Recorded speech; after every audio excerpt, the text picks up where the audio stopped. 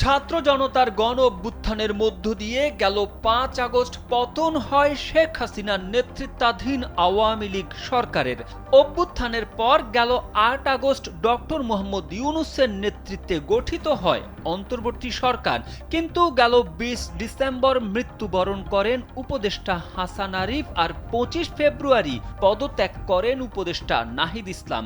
শূন্যস্থান পূরণের লক্ষ্যে ইতোমধ্যেই তথ্য উপদেষ্টা হিসেবে মাহফুজ আলমকে নিয়োগ দেওয়া হয়েছে। আর এবার অন্তর্বর্তীকালীন সরকারের উপদেষ্টা পরিষদের আকার বাড়ছে বলে জানা গেছে। বুধবার সকাল ১১টায় বঙ্গভবনে নতুন উপদেষ্টার শপথ হবে বলে সংশ্লিষ্ট এক কর্মকর্তা গণমাধ্যমকে নিশ্চিত করেছেন।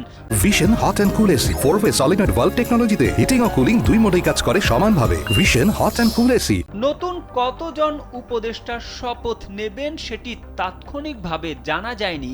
গণমাধ্যমে প্রচারিত সংবাদে সরকারি সূত্রের বরাতে বলা হয়, ঢাকা বিশ্ববিদ্যালয়ের আন্তর্জাতিক সম্পর্ক বিভাগের অধ্যাপক ও মানবাধিকার কর্মী সিআর আবরার শিক্ষা উপদেষ্টা হিসেবে দায়িত্ব পাচ্ছেন। সরকারি পরিবহন সূত্র জানিয়েছে, মন্ত্রিপরিষদ বিভাগ থেকে বুধবার একটি গাড়ি প্রস্তুত রাখতে বলা হয়েছে।